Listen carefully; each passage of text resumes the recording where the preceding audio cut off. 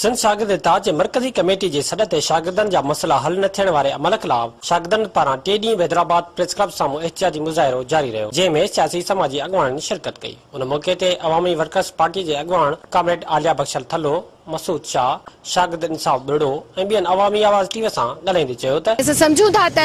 वाकई में हीअ रियासत या नए बजट में भी तव्हां जीअं ॾिठो आहे त रियासत जो को बि बुनियादी या इहो नाहे त ॿारनि खे शागिर्दनि खे तालीम मुहैया कई वञे।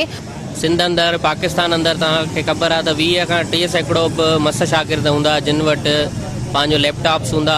जदीद क़िस्म जी इंटरनेट हूंदी ऐं उहे बि शहरनि ताईं, वॾनि शहरनि ताईं महदूद आहिनि।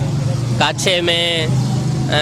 थर में, उमरकोट में या कंबर शहदाद कोट में या जैकमाबाद में रहंदड़ जेको शागिर्द आहे, जेको हींअर कोरोना वायरस जे करे शहरनि मां निकिरी ॻोठ वेठो आहे, उन वटि अहिड़ी का बि सहूलियत कोन्हे। नतीजे में उहो न तालीम उनखे मिले थी, न उनखे सहूलियतूं मिलनि थियूं, बजाए सहूलियतुनि ॾियण जे उनखां वरी फीस जी उगाड़ी कई वञे थी। असां चऊं था उनजे पेरेंट्स जेके बेरोज़गार थी चुका आहिनि, असां त चऊं था उनजी फीसिस माफ़ु कयूं वञनि ऐं हिन वबाई टाइम में जेको उनखे मुश्किलातुनि खां जेको मुंहुं ॾियणो पियो थो पए, त असां त चऊं उनखे फीसिस माफ़ु कयूं वञनि ऐं उनजा मसइला हल कया वञनि। जेके इंटरनेट जे जेके ऑनलाइन क्लासिस जे कुझु महीननि खां पोइ माना स्टूडेंट खे चवनि पिया ऑनलाइन क्लासिस वरिता वञनि, त असां चऊं था त ऑनलाइन क्लासिस जेको असां वटि हिते जेको टेक्नोलॉजी जे हिसाब सां असां काफ़ी पुठिते पयल कंट्रीज़ आहियूं ऐं असां चऊं था त उनखे मुकमल रिसोर्सिस ॾिनियूं वञनि, उनखां पोइ जेके आहिनि ऑनलाइन क्लासिस वरिता वञनि। ऐं ॿियो त जेको सेमेस्टर आहे, सेमेस्टर जेके मतिलबु माना लास्ट ईयर जा स्टूडेंट आहिनि, असां चऊं था त उनखे सेमेस्टर प्रमोट कयो ऐं अॻिते मतिलबु उनखे जल्द खां जल्द डिग्री ॾिनी वञे। हिननि हुकूमत खे अपील कई त शागिर्दनि जा समूरा मसइला हल कराए ग़रीब शागिर्दनि सां इंसाफ़ कयो वञे, ॿी सूरत में एहतिजाज जो दायरो वसी कयो वेंदो।